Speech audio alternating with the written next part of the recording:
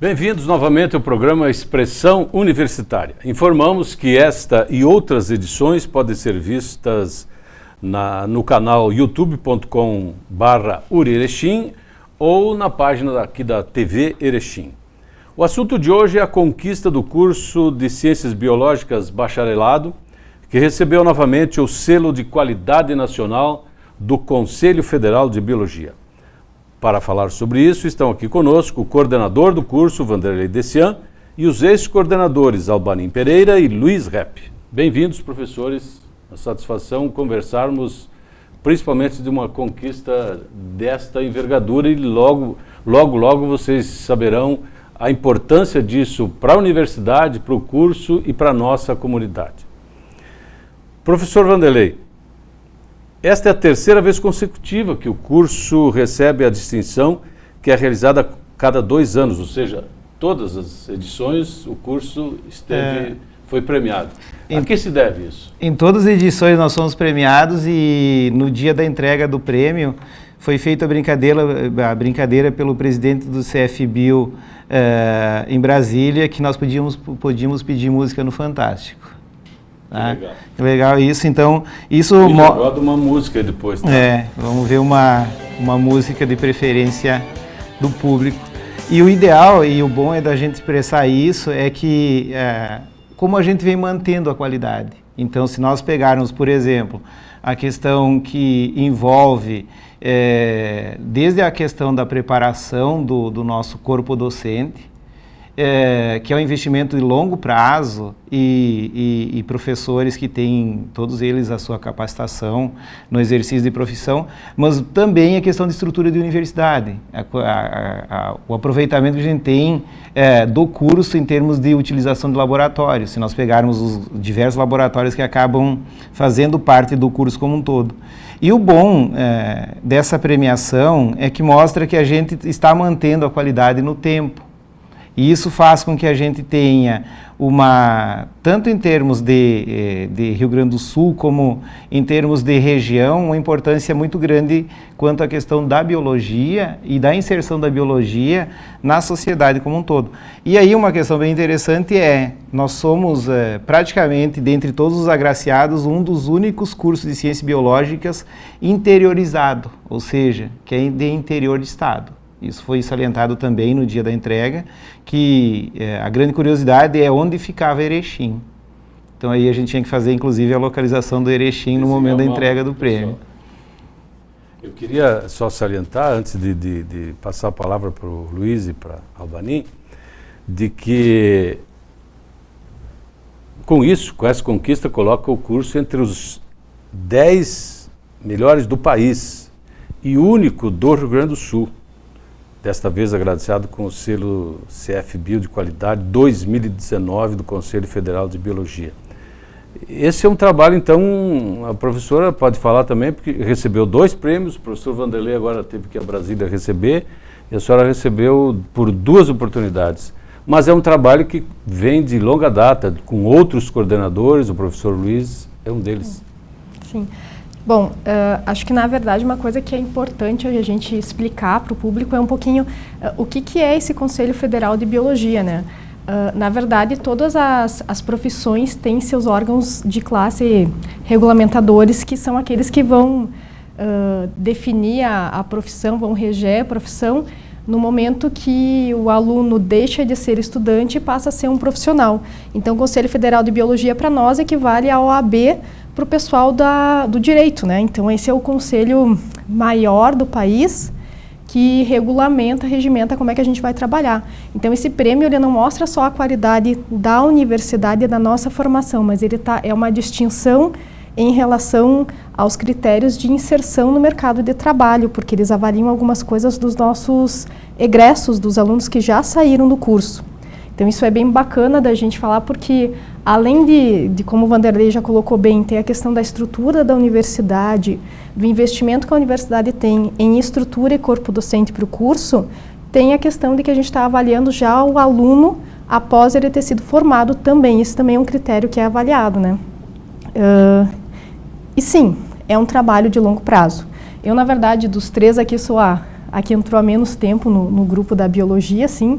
menos é mais de uma década, mas... Menos é mais. Menos no caso aqui não é tão pouco assim, mas esse curso ele já tem um histórico muito grande de qualidade desde da sua implantação, né? Então esse ano a gente está fazendo 15 anos do curso de bacharelado.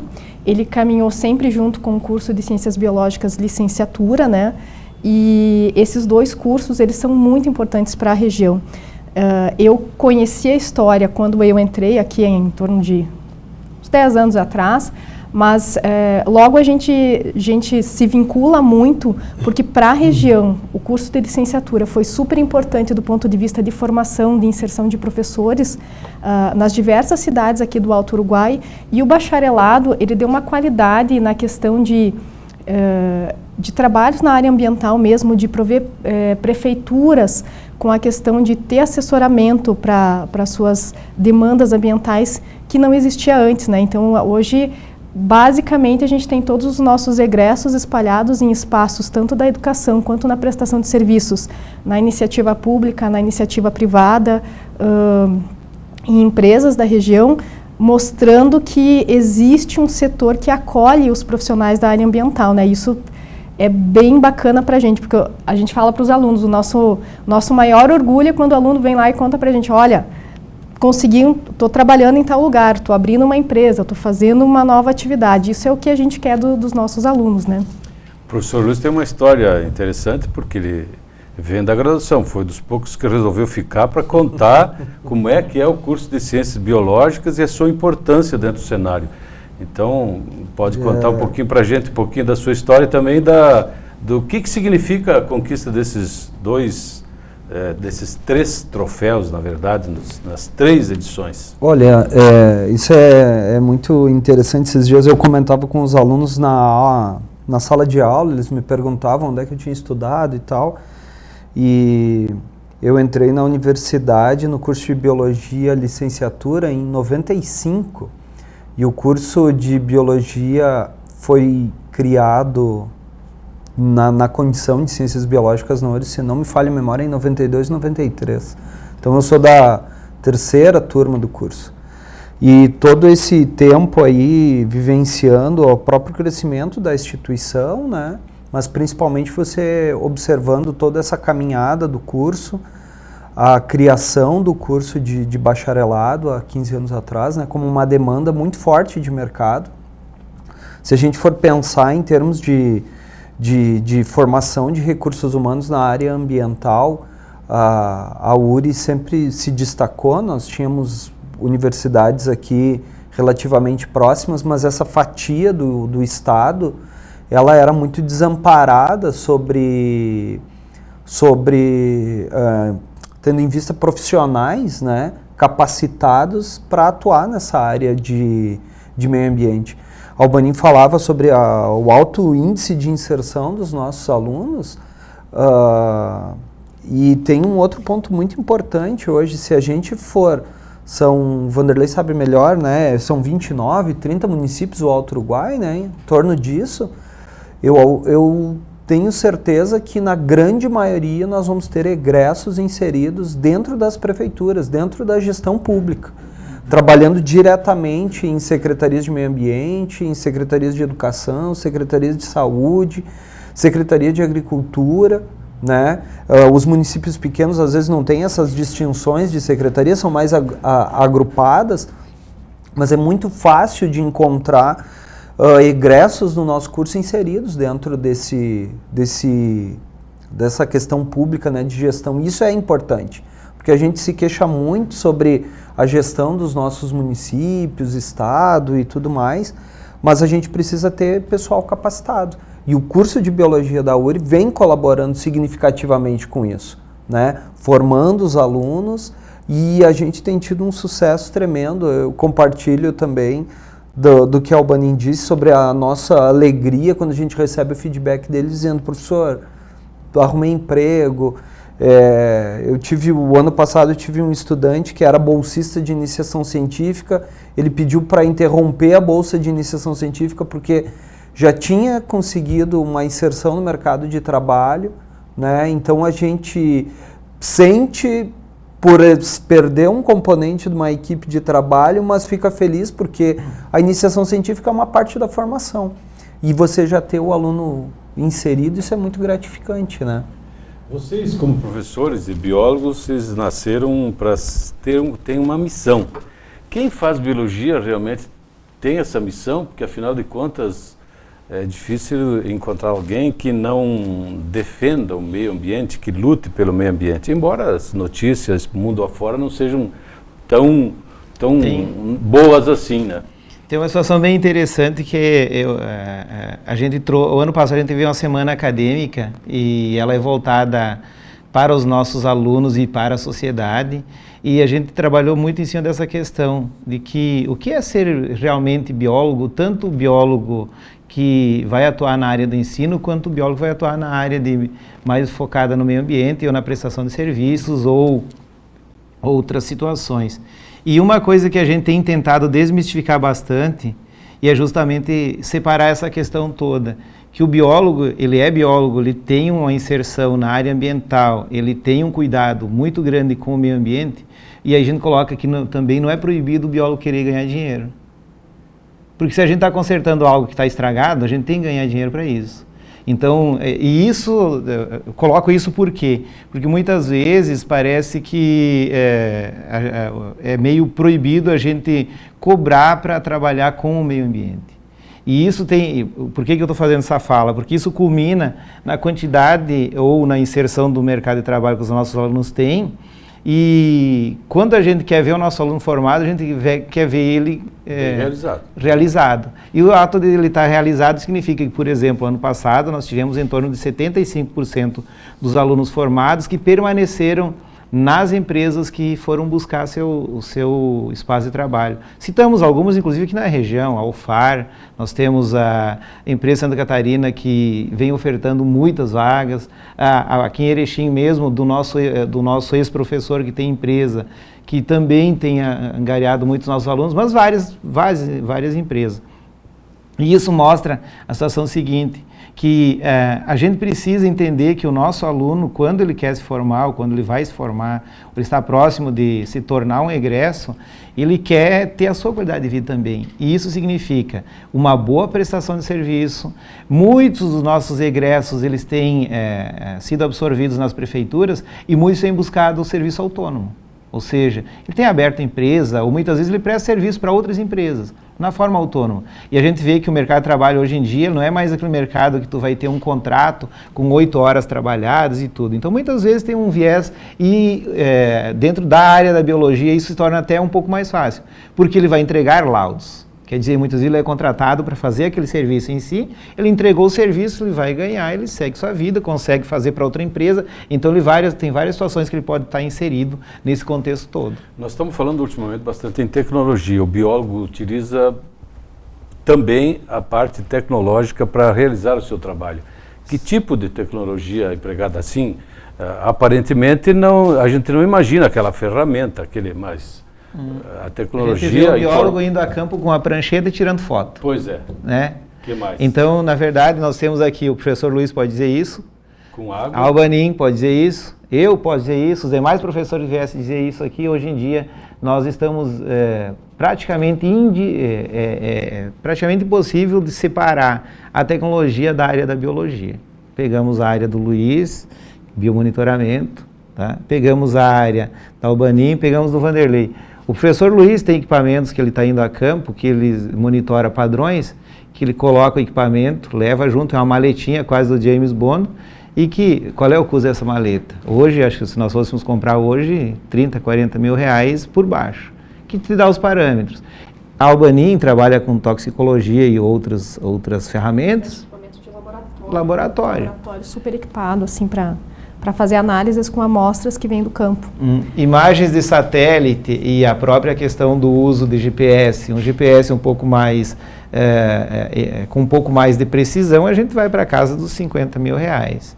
Então, isso traduz o porquê que o nosso aluno acaba tendo uma boa formação.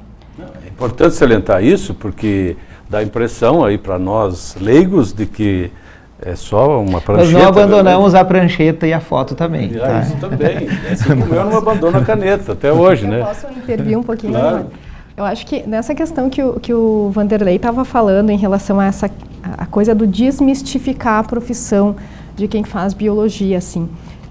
Existe uma diferença entre a gente ter um conhecimento básico que a gente espera que todas as pessoas tenham em relação à necessidade de conservação ambiental, às atitudes e nossos hábitos como sociedade para conservar o meio ambiente, e o conhecimento da graduação.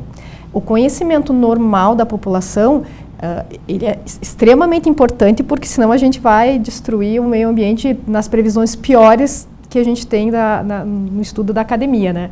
Mas, assim, o aluno que entra no curso de biologia, o conhecimento dele vai ser muito mais aprofundado. Ele tem uma formação profissional, existe uma formação profissional muito diferenciada em relação ao conhecimento mais convencional da sociedade. Então, ele não é uma pessoa que apenas defende o meio ambiente. Ele conhece ferramentas para restaurar uma área degradada, ele conhece ferramentas para implantar um sistema de gestão ambiental, ele conhece ferramentas para trabalhar com análise de laboratório. Então, na verdade, é um conhecimento mais científico e técnico, muito mais aprofundado do que somente ser simpatizante do meio ambiente. Claro, assim como as pessoas que vão fazer uma área mais de exatas, uma área de qualquer outra área, tem que ter um vínculo pessoal com aquela área, os nossos alunos também têm um vínculo pessoal e a gente vê isso, boa parte deles vem vinculando, mas é uma formação profissional. Ser biólogo é uma profissão. E por isso que o Vanderlei disse, quando você vai fazer um laudo de restauração ambiental, sim, ele vai ser cobrado porque envolve um conhecimento técnico, uma formação prévia, um equipamento é justo, e é algo que, assim, que aquele profissional está habilitado para fazer e outros não estão. Assim como é justo que outros profissionais fazem determinadas coisas pelas quais todo mundo investe o valor, os nossos profissionais também, né? Então isso é bem importante diferenciar aquilo que é da academia, que o aluno aprende na graduação, daquilo que é o conhecimento mais geral da população, né? Já que entramos nessa seara aí, estamos vivendo uma época onde o clima, meio ambiente, a tempestade, vento, destruição, isso tudo o biólogo sabe muito bem quais as razões disso tudo. Tivemos agora há poucos dias granizos assim, embora aqui em Erechim tem muita gente que diz que a gente reza demais e estamos sendo protegidos. Tinha romaria nessa semana, então. Tinha romaria, etc. Mas, afinal de contas, e comentávamos isso antes da gravação, né, professor Luiz, afinal de contas, o que a gente está fazendo de errado nesse mundo? A capacidade de suporte hoje dos ecossistemas, ela está fragilizada, né? Porque se a gente for pensar nesses eventos de tempestades, ventos, granizos, isso são processos naturais.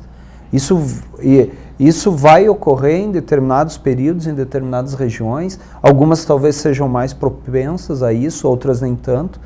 O que acontece é que todo esse equilíbrio climatológico, geoquímico que a gente tem nos ecossistemas, ele está sendo fragilizado. E quando eu digo fragilizado, as nossas intervenções, né, as atividades que a gente desenvolve no nosso dia a dia, diante do contexto de desenvolvimento socioeconômico, né, atividades agrícolas, industriais, atividades urbanas, elas acabam afetando e alterando essa capacidade de suporte ecossistêmico. Então isso faz com que ocorram todas essas mudanças e esse desarranjo, né, ambiental que a gente acaba percebendo muitas vezes por conta desses eventos climáticos extremos, né? A gente fala muito sobre mudanças climáticas atualmente, todos esses problemas de incêndios na Amazônia. Isso vai ter um problema, vai nos resultar em alguns problemas ambientais imediatos e outros a médio e longo prazo também. Sobre questão de estocagem de carbono, de nitrogênio, que são elementos essenciais para a vida, né, que eles acabam sendo lançados em maior quantidade para a atmosfera, muito maior do que a capacidade de suporte. Então aí esses desarranjos acabam facilitando isso, né? Então a gente acaba vivenciando esses problemas. A gente teve agora recentemente em Lagoa Vermelha, que é aqui próximo, né? No fim de semana passado, Tapejara, Concórdia.